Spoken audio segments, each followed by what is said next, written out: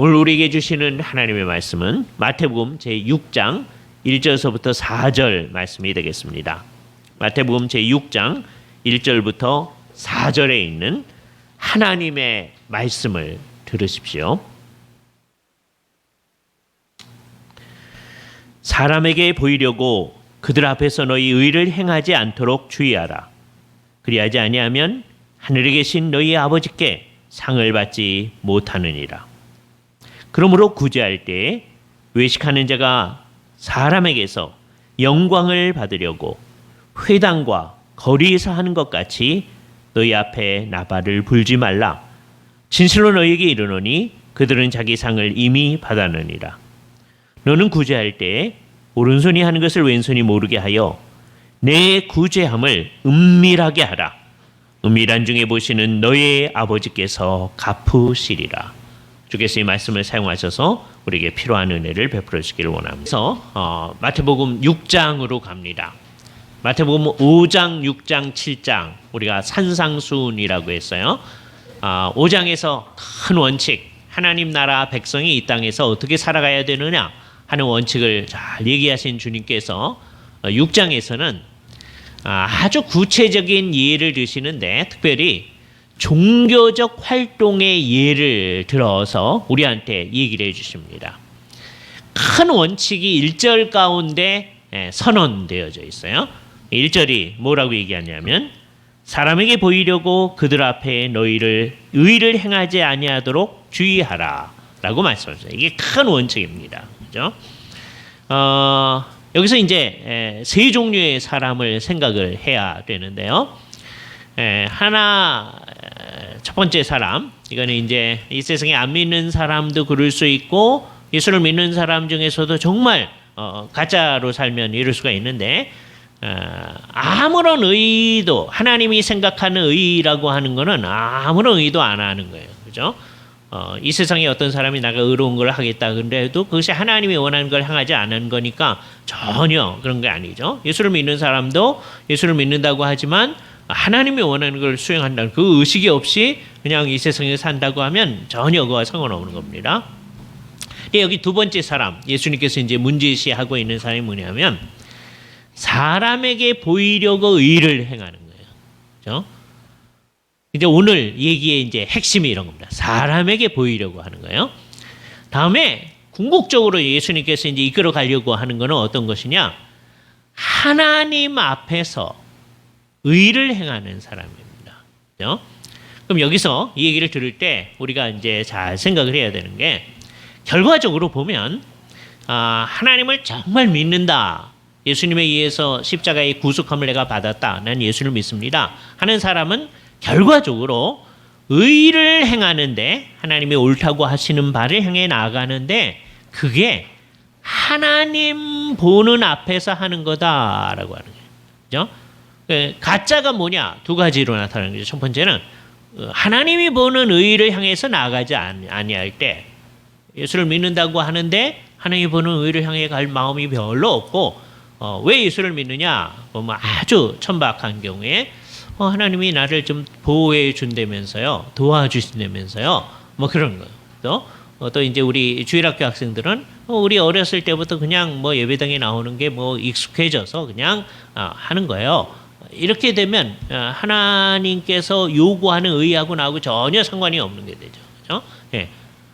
또 하나의 상당히 문제는 이제 뭐냐 하면 지금 현재는 참 안타까운 일인데 이런 사람 지금 예수님이 문제 삼기 이전의 사람이에요. 하나님의 의하고 전혀 상관이 없는 사람이 교회 안팎에 점점 늘어가고 있다는 거예요. 그렇죠? 이게 심각한 얘기죠. 교회 바깥에 이제 예수를 안 믿는 사람은 하나님의 의하고 상관이 없으니까. 근데 안 믿는 사람이 점점 많아지고 있어요. 그렇죠? 19세기서부터 20세기까지 있었던 놀라운 일은 세계 전체를 생각할 때 정말 전도를 열심히 해서 정말 많은 사람이 그러니까 19세기 말까지 예수를 믿던 사람보다 20세기에 사람들이 열심히 전도를 정말 세계 선교를 열심히 했습니다. 그래서 점점 많아졌어요. 그 혜택을 받은 나라 중에 하나가 이제 우리나라인 거죠. 우리가 19세기 말에 복음을 받아들여서 20세기 초가 되면 그래도 예수를 믿는 사람들이 지금에 비하면 적지만 상당히 많아진 거예요. 예. 점점점 많아졌는데 우리가 아주 그 대표적인 예입니다. 우리가 그렇듯이 다른 나라들도 전혀 하나님을 모르던 사람들이 이제 하나님을 믿고 주 앞에 이렇게 경배하고 하는 일이 나타났는데 그래서 그 1910년에 사람들이 전 세계에서 선교하는 사람들이 모여가지고서는요 무슨 대회를 모였어요. 그게 세계 선교 대회라는 거였습니다. 어디서 모였냐면 스코틀랜드의 에딘버러에서 모였어요. 아주 유명한 에딘버러 대회라는 겁니다. 그때 미국 사람 중에 존 모트라는 사람이 이 사람이 이제 일종의 선교 동원가였는데 이 사람이 앞장서 가지고서는 무슨 이제 캐치프레이즈를 내세웠느냐면 우리 세대 안에 한 세대 안에 많은 이 사람들을 그리스도의로 오게 하자라고 하는 목표를 내세운 거죠. 이게 굉장한 거죠. 전 세계의 많은 사람들이 그때 이제 선교 보고를 하고 할 때 굉장히 중요한 이제 대상 국가가 한국과 같은 나라입니다. 1885년 그때 이제 물론 그 전에 예수를 믿는 사람이 조금 있었지만 그때 공식적인 선교사가 들어와서 예수를 믿기 시작하고 한 25년, 30년 사이에 예수를 믿는 사람이 굉장히 많아졌으니까 이런 예를 본받아 가지고 있게 하자. 그래서 이제 지금은 1910년에 예수를 믿는 사람보다 우리 한국의 예수 믿는 사람 훨씬 더 많아졌어요. 많아졌는데 이제 문제는 뭐냐? 많아졌는데 교회 공동체 안에는 정말 그럼 예수를 믿다. 주님께서 우리를 구속해 주셨다. 감사하다. 그러니까 감사해서 주님이 원하는 대로 의로운 방향으로 가는 결과가 나타나야 되잖아요. 그런데 감사하다. 그냥 말로만 해놓고 그쪽으로 별로 안 가는 모습이 하나 있는 거예요. 그런데다가 요즘에 또 문제는 뭐냐 하면 이 20세기에는 그래도 각국의 선교가 일어나고 또 20세기 초에 선교를 받던 우리가 20세기 말에는 정말 온 세계를 향하여서 선교사를 굉장히 많이 보냈습니다. 그래서 한국이 아직까지는 그런데 이게 좀 있으면 이제 없어질 거예요. 안타까운 일이죠. 미국 다음으로 가장 많은 선교사를 보내는 나라가 됐습니다. 그러니까 20세기, 19세기 말에는 선교를 받는 나라죠. 20세기 초만 해도 많은 선교사가 한국에로 들어오는 거예요. 근데 20세기 말에는 한국에서 많은 선교사가 나아가는 나라가 됐어요. 정말 그런 나라죠. 그런데 이제 우리한테 이제 나타난 현상이 뭐냐? 점점점 선교사들이 수가 줄어요. 선교사들이 왜 주냐? 교회가 한국 교회가 점점 제대로 역할을 못해 나가니까 줄게 됩니다. 선교사들을 지원하는 금액을 이제 줄이고 하다 보니까 어쩔 수 없이 줄어드는 거죠. 그죠? 한국 선교는 좀 이상한 선교긴 해죠. 정말 무모하게 선교를 지금 이제 우리가 그 결과를 이제 거두고 있는데 서양 사람들은 이제 오랫동안 선교를 했으니까요. 전략을 잘 짜서 선교를 합니다. 그죠? 선교사 하나를 보내려면 그 사람들을 생활을 어떻게 지지하고 그 자녀들을 어떻게 하고 이 사람들이 은퇴해 와서 어떻게 할 건가 그 다 해가지고서는 그만큼 선교 금액이 모아져야 이제 보내고 하는 거예요. 근데 한국은 자녀 교육 신경도 안 써요. 은퇴한 다음에 어떻게 할 건가 신경도 안 써요. 그랬기 때문에 그렇게 많은 선교사가 나갈 수 있었던 거예요. 그러니까 그걸 꼭 나쁘다고 할 수가 없습니다. 그런데 이제는 이제 그 선교사들 중에 일부는 은퇴해서 들어와야 되는 시점 가운데 있는 거예요. 그죠? 그 사람들은 한국에 와서 집도 없죠. 먹고 살 것도 없죠. 아무것도 없는 상황 가운데 있는 상황 가운데 있어요. 그죠? 이런 상황. 그러니까 이제 점점 줄겠죠. 이제 앞으로 선교사를 보내려고 하면 이제 이런 모든 걸 다 계획해서 하려고 하니까 옛날에 하던 대로 그냥 무턱대고 하는 게 아니고 이제 해야 되잖아요. 그런 상황 가운데 있단 말이에요. 자, 그러다 보니까 이제 어떤 일이 발생하느냐? 이제는 점점점 교회 공동체가 줄어가는 한국에서도 그런 문제가 생겨요. 그러니까 결과 맨 처음에 제가 말씀드린 대로 교회 바깥에 안 믿는 사람이 퍼센테이지가 더 많아지죠. 왜냐하면 교회 사람들이 들어오니까 더 많아지죠. 그런데 교회 안은 어떠냐 아니에요. 교회 안에 있는 사람들이 다 정말 구속의 은혜에 감사해서 열심히 하는 게 아니고 열심히 하나님이 원하는 의를 향해 가는 사람이 거의 없는 상황이에요. 그러니까 예수님께서는 지금 뭘 문제시하는 거냐 하면 이 유대인 사회 가운데 그래도 의를 행하는데 사람에게 보이려고 의를 행하는 거, 그걸 지금 야단치려고 하는 거거든요. 그런데 우리 사회를 이제 예수님의 시각으로 본다면 사람에게 보이려고 의를 행하는 것도 없는 거예요. 아예 그거 없는 거예요. 그러니까 예수님은 지금 다른 걸 야단쳐야 될 상황 가운데 있는 거란 말이에요. 물론 이 얘기를 듣다가 그러니까 사람에게 보이려고도 의를 행해야 되겠네요. 이렇게 가면 안 되는 거죠. 그렇잖아요. 그런데 정말 우리 시대에는 이럽니다. 이 오늘의 문제가 뭐냐면 뭘 하는데 옳은 걸 하는데 사람들 보는 데서만 그렇게 하는 거예요. 지금 예수님이 그거 하지 말라고 하는 거거든요. 그게 일종의 눈치를 보는 거예요.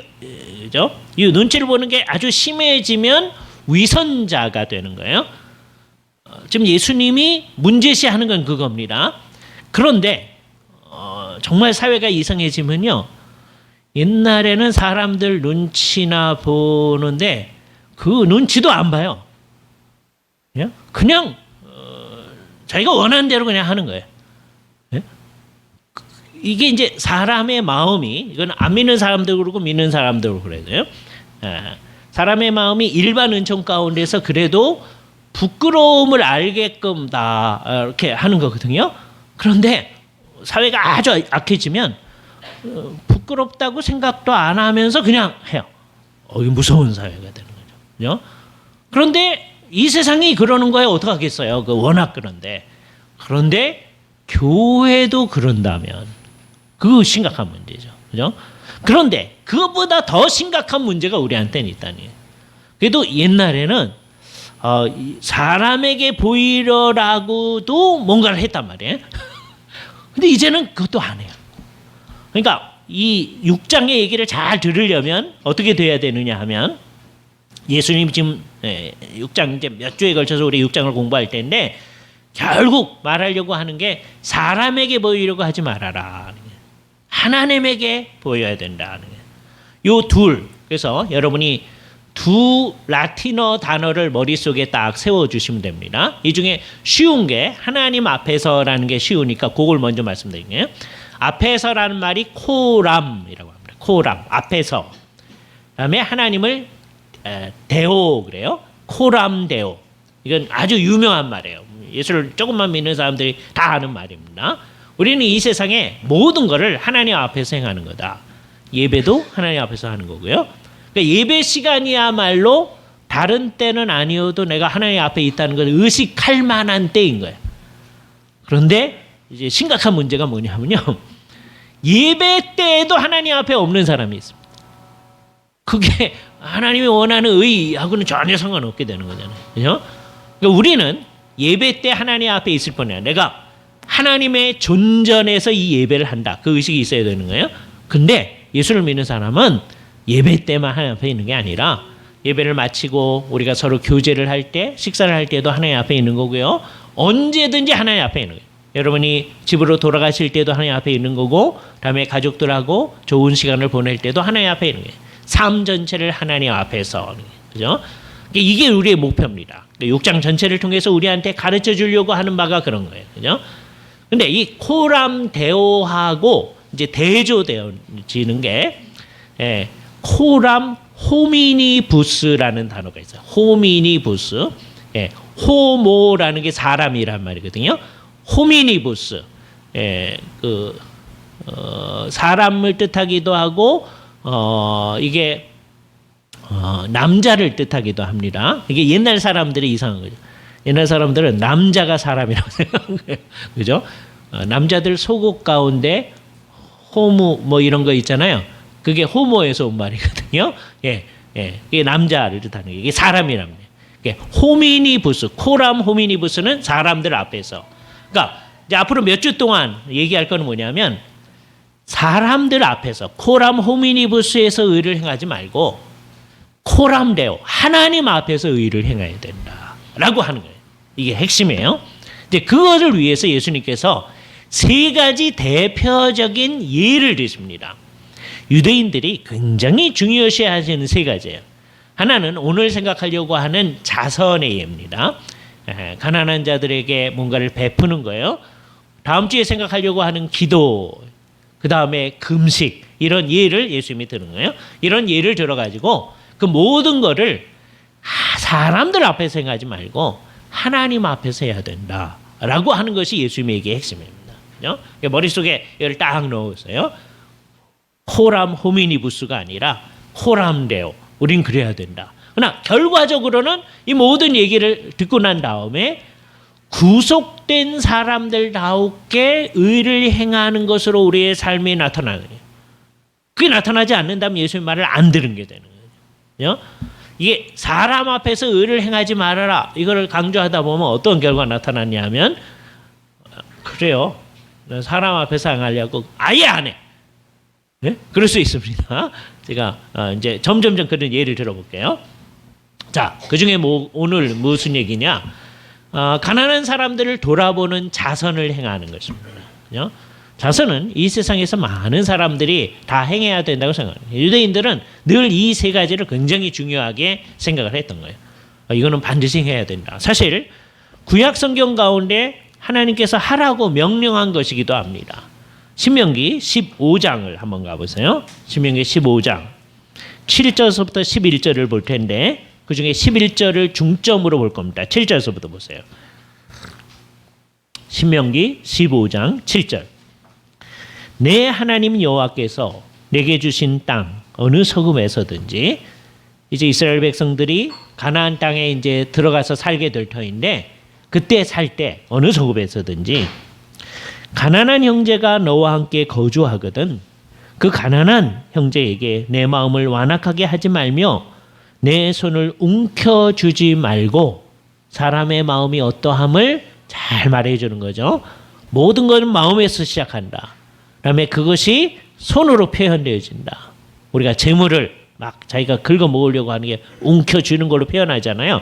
예? 그러지 말고 반드시 내 손을 그에게 펴서 손을 핀다라고 하는 건 그냥 손을 핀다라고 하는 게 아니라 그에게 필요한 대로 쓸 것을 넉넉히 구워줘라 라고 하나님이 얘기합니다. 그러면서 굉장히 현실적인 얘기를 해요. 8절, 9절을 보세요. 상관없는 마음에 악한 생각을 품지 말라. 곧 이르기를 7회째 면제년이 가까웠다고 하고 내 궁핍한 형제를 악한 눈으로 바라보며 아무것도 주지 아니하면 그가 너를 여호와께 호소하리니 이것이 내게 죄가 되리라. 이게 무슨 말이냐? 이스라엘 백성들은 특별히 이제 희년을 중심으로 하는 건데요.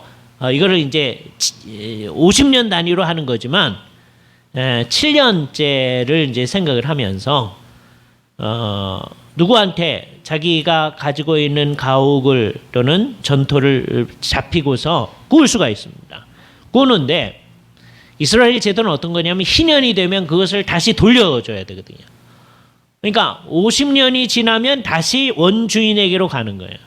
그죠? 자, 그런데 그것이 가까워지면 사람들이 내가 저 사람한테 줘가지고서는 이제 예를 들어서 49년째 그랬다. 그러면 이제 다음에 그냥 돌려줘야 되니까 내가 아무 유익을 얻지 못하잖아요. 그래서 안 줄 마음이 생기는 거예요. 그죠? 어느 건 얼마를 주고 그다음에 그 가옥을 내가 사용할 수 있게끔 또는 그 전토를 내가 사용할 수 있게끔 하는 건데 그거를 면제년이 가까웠다고 해서 안 할 마음이 생길 수 있다는 거죠. 그렇게 하지 말아라 하는 거예요. 그죠? 그렇게 하는 건 하나님 앞에 죄가 된다는 거예요. 그래서 뭐라고 그러냐? 10절. 너는 반드시 그에게 줄 것이요 줄 때는 아끼는 마음을 품지 말 것이라. 이로 말미암아 내 하나님 여호와께서 내가 하는 모든 일과 내 소리 하는 모든 일에 내게 복을 주시리라. 라고 하면서 매우 현실적인 얘기를 합니다. 11절. 땅에는 언제든지 가난한 자가 그치지 아니하겠으므로 내가 내게 명령하여 이르노니 너는 반드시 내 땅 안에서 내 형제에게 곤란한 자와 궁핍한 자에게 내 손을 펼지니라 라고 얘기해요. 이게 이 세상에는 항상 가난한 자들이 있을 거다. 예수님께서도 이 세상에 그렇게 얘기했죠. 가난한 자들은 항상 너희 곁에 있거니와. 현실인 거예요. 그죠? 이건 언제까지 계속될 거냐? 예수님이 다시 오실 때까지 계속되어질 겁니다. 이 세상에 그런 거 있어요. 그래서 어떻게 해야 되느냐? 예수를 믿는 사람, 하나님의 백성들은 이 땅에서 같이 살아가는 제도를 발전시켜야 되는 거예요. 같이 살아가는. 그죠? 예. 자, 이 말의 의미를 잘 알아야 돼요. 어떻게 같이 살아가야 될 거냐? 이거를 여러분 재산을 다 팔아가지고 다른 사람에게 다 주고 그렇게 하면 여러분을 누군가가 또 돌아봐야 되잖아요. 그렇게 하라는 건 아니죠. 하나님께서 여러분 마음 가운데 은혜를 주시면 그 은혜의 근거에서 다른 사람들한테 자원하는 마음으로 주는 거예요. 그래서 이거를 공동체가 일단은 기본적으로 합니다. 유대인 사회에서는 이것을 하는 거예요.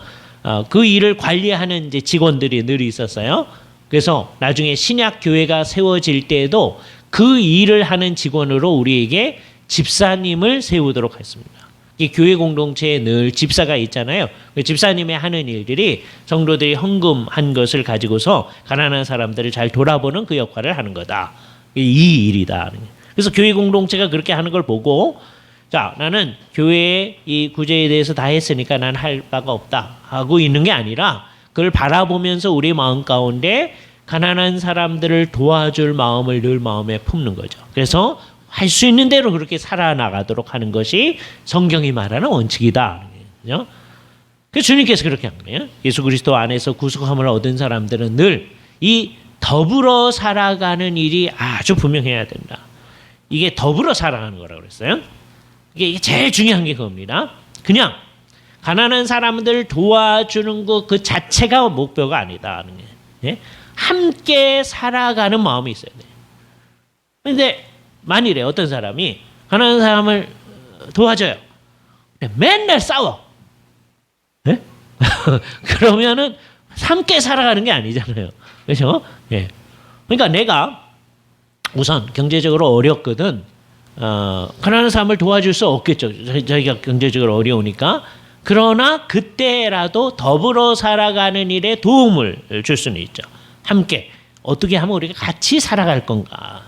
우리의 목표는 언제나 그걸 향해 가는 거예요. 이 함께 살아가는 이 일을 이 세상이 잘 못합니다. 끝까지 못하게 돼 있어요. 그래서 십자가의 구속이 필요한 거예요. 예. 그러나 안 돼도 끝까지 하도록 주께서는 요구하시네요. 예? 그래서 우리는 구속함을 받은 사람으로서 예수님께서 궁극적으로 그걸 새롭게 하실 때까지 우리로서 최선을 다해서 이 일을 해 나가려고 노력을 하는 거예요. 근데 하다 보면 어떤 일이 생겨지느냐? 우리한테 하다 보면 사람들 앞에 보이려고 이것을 하는 일들이 생겨질 수가 있다. 그리고 나중에는 이제 이런 단체 같은 데는 이걸 이용을 할 수가 있습니다. 이용을 하는 거예요. 왜? 이게 공명심을 자극하는 거예요. 예를 들어서 옛날에는 수재가 심각한 문제였는데 요즘은 이제 심심치 않게 또 지진 뭐 이런 것도 나타나요. 예, 우리나라 예를 들어서 수재, 그러면 이제 수재가 나면 수재 의연금 그런 걸 모집하잖아요. 또 지진 나면 그거 모집하잖아요. 그럼 이제 이 세상에 이제 방식은 어떻게 해야 되냐면 누가 얼마를 의연금을 냈고 누가 얼마를 의연금을 냈고 이거를 쭉 공개를 해요. 그러면 사람들이 이제 어떤 결과가 나타나냐? 저 사람들이 저렇게 하니까 우리 회사도 체면이 있지. 우리 회사도 이만큼 해야 되겠다. 왜 나중에 그런 것이 이제 이 회사가 공익을 위하느냐 아니냐 뭐 이걸 판단할 수가 있겠으니까 그렇게 가자. 이렇게 하면서 갈 수가 있단 말이에요. 그래서 이 세상은 그런 식으로 서로 공명심을 자극해서 일을 하게끔 하는 시스템이 아주 활발하게 나타납니다.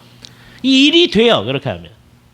근데 예수님은 이 예수를 믿는 사람들, 하나님의 백성들, 교회 공동체 안에서는 그런 식으로 일을 하게끔 돼 있지 않다라고 하는 걸 우리에게 얘기해 주는 거예요.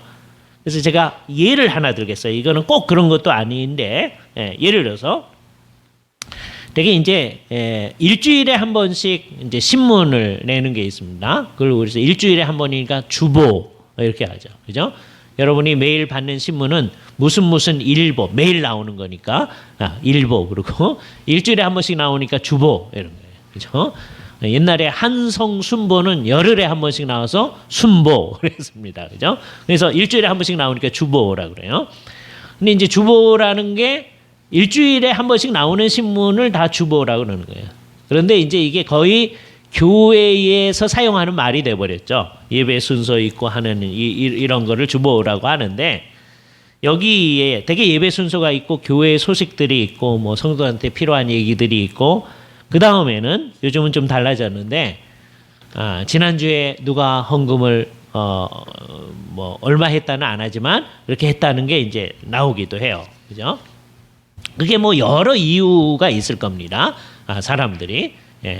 그런데 되게 이제 그거를 옹호하시는 분들은 옛날에 어떤 큰 교회에서요, 저희가 헌금을 했는데 이게 막 사라지는 거예요. 그래서 일종의 영수증 삼아서 그걸 한다, 그렇게 하시는 얘기를 제가 옛날에 전도사 할 때 우리 목사님한테 들은 적이 있어요. 아주 큰 교회에서 계셨던 목사님이신데, 그렇게 그래서 이게 일종의 영수증 구실을 하는 거다 그러더라고요. 글쎄 그런 건지. 그런데 그게 자칫 잘못하면 뭐 그럴 수도 있어요. 이게 자칫 잘못하면 이게 일종의 누가 헌금을 했구나 이걸 보고 다 하는데 나도 해야지, 이렇게 할 수 있는 기제로 작용할 수가 있어요. 자, 그렇게 하면 사람들이 헌금을 혹시 많이 낼 수가 있습니다. 그죠? 근데 그거는 뭐냐? 남에 보이려고 하는 거예요. 그래서 이제 여러분 헌금할 때 잘 마음으로 생각을 하셔야 돼요. 이 나이 드신 분들은 이 문제에 있어서 별 문제가 없어요. 왜냐하면 나이 드신 분들은 한국 교회가 열심히 헌금하는 거에 이제 익숙해져 있기 때문에 이게 뭐 별 문제가 없습니다. 근데 이제 문제는 우리 젊은 세대들입니다. 젊은 세대들은 헌금하는 거에 익숙해지지가 않아요. 이게 심각한 문제예요. 옛날에는 나이 드신 분들은 헌금을 아주 열심히 하시거든요. 하지 말래도 합니다. 그게 정상이죠. 그런데 젊은 분들이 이게 안 한단 말이에요. 그러다 보니까 우리는 그런 거 안 해요. 여기 뭐 누가 헌금했고 뭐 이런 거 안 낸단 말이에요. 그 위에서 아예 별 효과도 없으니까 그냥 이제 순서지만 이렇게 해놓고 다 보면 되는 거니까 우리는 주보도 안 만들려고 이제 여태까지 이제 해온 거죠. 별로 뭐 그냥 순서지만 있으면 되는 거니까. 그래서 우리가 늘 안 해왔던 건 아니고요. 예전에 이렇게 이제 칠판에다 이렇게 써놓고 이제 하다가 중간에 이제 누가 하자고 그래서 또 이런 거 만들다가 여기 앞에 이제 주보 순서만 있는 순서가 있습니다. 이걸 이제 옛날에 중간에 모든 성도들한테 나눠준 적이 있었어요. 그죠? 근데 하다 보니까 뭐 순서만 있고 뭐 별로 필요 없으니까 우리가 이제 안 하는 겁니다. 이게 이제 낯서니까 사람들이 여기는 왜 주보가 없어요? 그런 경우도 있어요. 꼭 이게 있어야만 되고 없어야만 되고 하는 게 아니거든요. 이거는 이래도 좋고 저래도 좋은 거예요. 그러니까 이런 교회, 이런 게 없는 교회에 있다 보면 여러분들이 이걸 내는 교회에 대해서 이상하게 생각하는 사람들인데 그렇게 생각하면 안 됩니다. 뭐 있을 수도 있는 거예요. 그죠? 또 이런 거를 내는 교회에 익숙해진 사람들 여기는 왜 그런 것도 없어요? 이런 경우가 있는데 그것도 또 이럴 수도 있고 저럴 수도 있는 문제란 말이에요. 근데 우리가 이제 안 하는 것 중에 하나가 만일에 이 주보를 낸다고 해도 누가 얼마나 헌금 내고 이런 건 안 하는 거죠. 왜냐하면 이게 잘못된 목적으로 이용될까 봐. 이런 말씀 때문에 그런 겁니다. 그랬더니 어떤 현상이 나타나느냐? 별로 남들을 이렇게 도와주고 하는 거에 별 열심히 안 하는. 옛날에 이게 제일 재미있는 현상인 거예요. 그래서 제가 이제 뭐라고 이제 얘기를 해보느냐면 이거는 이제 일반적으로 오래된 교회에서는 그렇게 하기가 굉장히 어려울 텐데 이렇게 내 이름을 내는 교회 한 달이나 2달 정도만 한번 안내 봐라. 그러면 어떻게 될 거냐? 반드시 헌금이 줄 겁니다. 그렇죠? 그럼 그게 뭐냐? 그게 이전에 헌금 액수하고 그다음에 이걸 안내했을 때 준 액수 그만큼이 거품이다. 이건 가짜로 사람 눈에 보이려고 낸 거다. 그게 우리의 진짜 실력이다. 그래서 그거를 우리가 알고 나면 그때서부터 모든 교회는 진짜 교회라면 나중에 한 몇 달은 줄 수가 있어요. 분명히.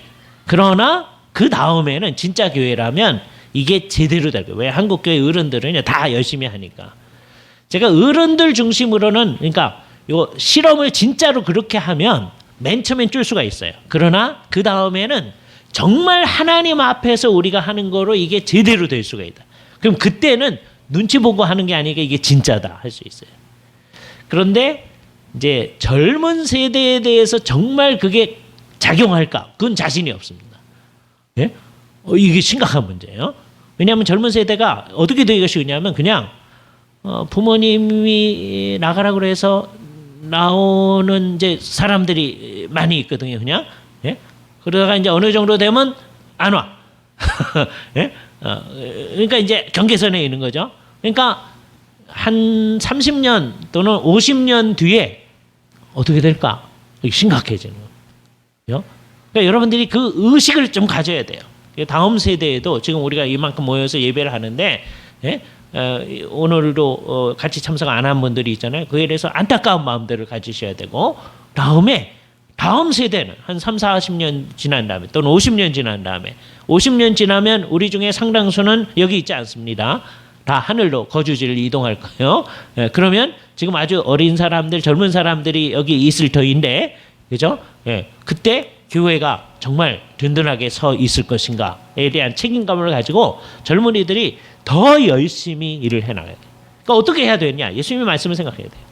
하나님 앞에서 은밀한 중에 보시는 하나님 앞에서 우리 헌금도 하는 거고 은밀한 중에 보시는 하나님 앞에서 이 가난한 사람에게 베푸는 구제도 하는 거예요. 그죠? 그래서 그 다음에는 모든 사람이 예수를 안 믿는 사람도 다 하는 유명한 말이 언급됩니다. 네 오른손이 하는 것을 왼손이 모르게 하라. 이거는 과장법이죠. 오른손이 하는데 왼손이 모를 수가 없잖아요. 그렇죠? 예. 그러니까 예수님이 그만큼 은밀하게 하라는 거예요. 사람들한테 보이려고 하지 말아라. 예? 이 나팔을 불지 말아라라는 게 무슨 뜻인지 이게 문자적인 뜻인지 아니면 은유적인 뜻인지 잘 몰라요. 은유적인 뜻인 것 같아요. 어떤 사람은 이렇게 생각하기도 합니다. 옛날 유대인들의 그 헌금궤에 이런 게 있었다고 그래요. 사람들이 헌금궤에다가 이제 동전을 넣으면 소리가 딱 나도록 하는 게 있었다 그래요. 그죠? 그거를 염두에 두면서 얘기했다. 그러기도 하는데 꼭 그런 것 같지는 않고요. 정말 이상한 거죠. 그게 뭐예요? 동전이 쨍가당 할 때 너희 조상들의 영혼이 옛날 사람들이 이제 연옥을 생각했으니까 연옥에서 하늘로 가리라 뭐 이렇게 생각했던 천주교 그런 생각하고 비슷한 거죠. 예? 그래서 소리를 내고 하는 것, 예? 이목을 집중하는 것 그거 안 되는 거다. 그죠? 그래서 우리에는 이제 갈 바가 여기서 분명해진 겁니다. 그죠? 자, 사람들 앞에서 이거 있으면 안 된다. 그러니까 우리는 외식하는 사람이 되면 안 된다. 이 얘기를 할 때 정말 분명해져야 되는 게 있어요. 하나님 앞에서 해야 된다. 그죠? 그런데 하나님 앞에서 한다고 하면서 안 하면 어떻게 되죠? 그잖아요? 의를 안 해.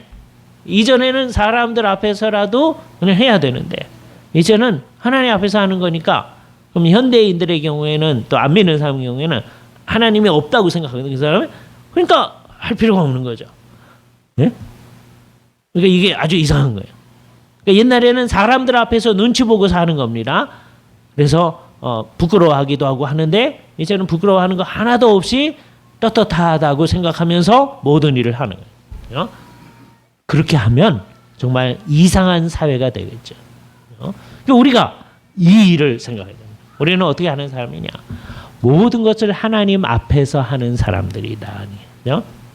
하나님 앞에서라고 하는 것은 앞으로 몇 주 동안 계속 생각할 터인데 오늘 두 가지만 강조를 할 텐데요. 하나는 뭐냐? 하나님 앞에서라고 하는 것은 성경이 표현하기를 은밀하게 그랬어요.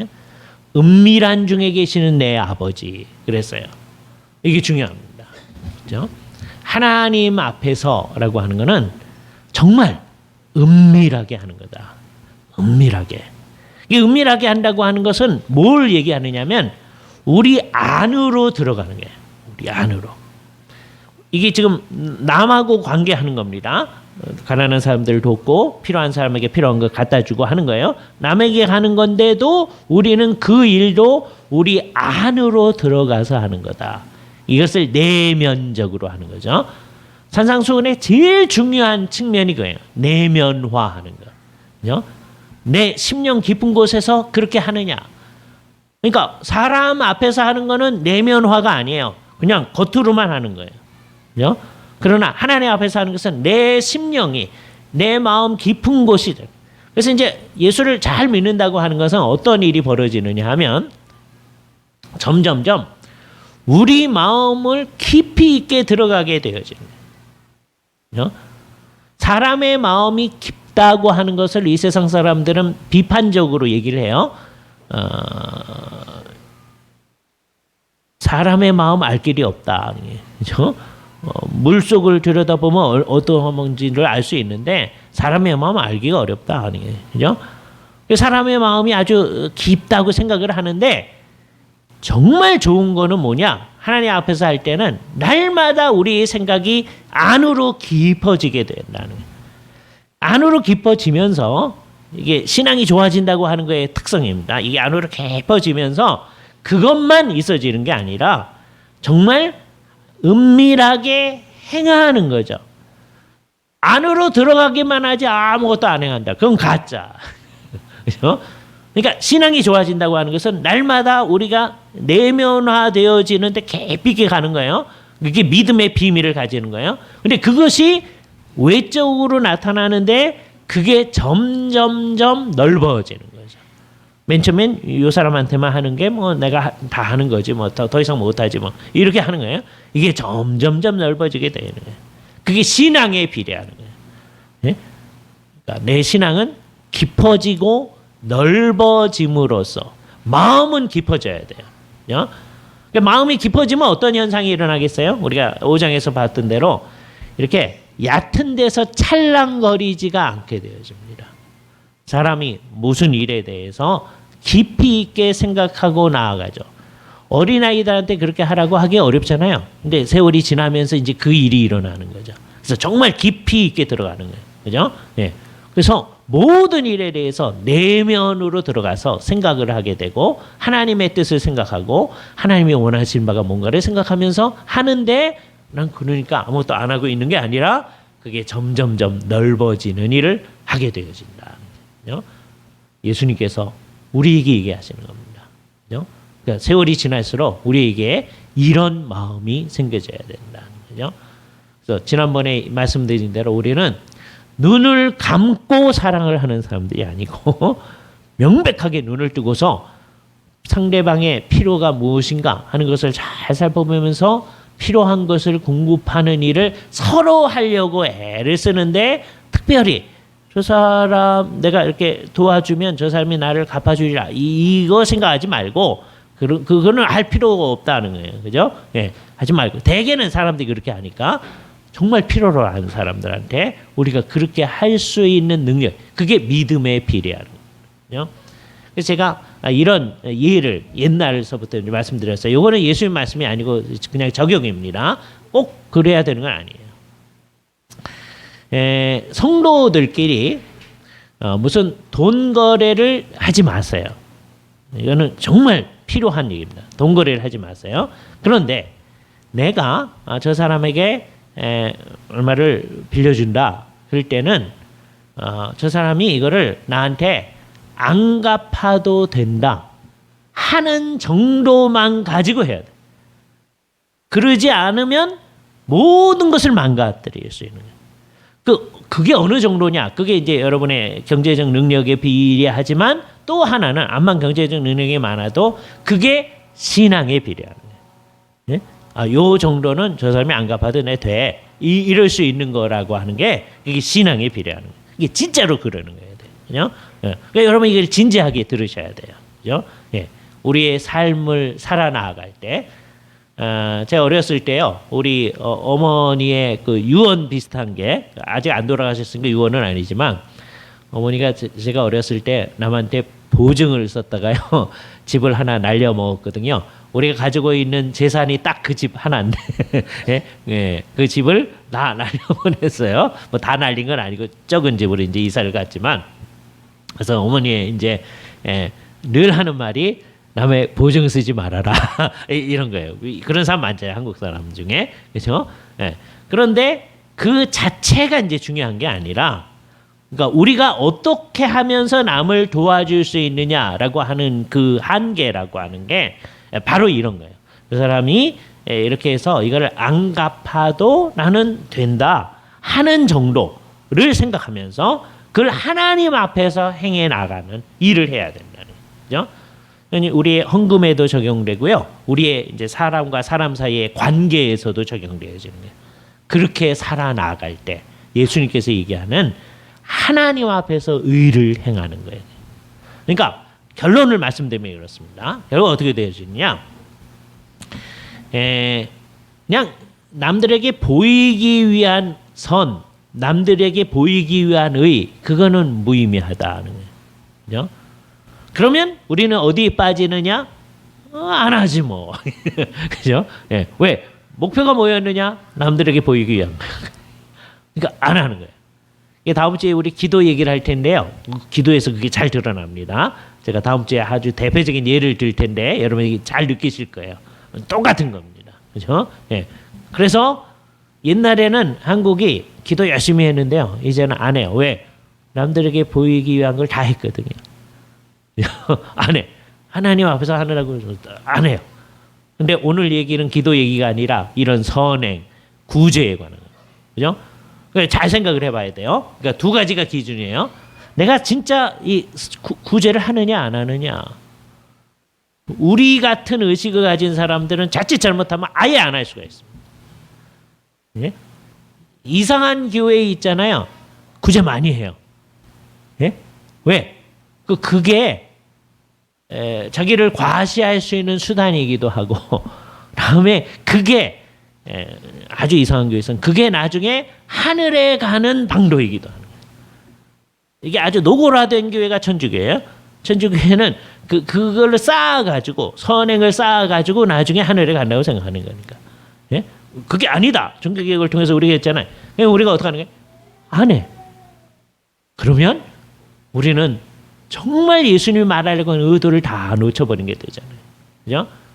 그러니까 제가 안타까운 게 그런 겁니다.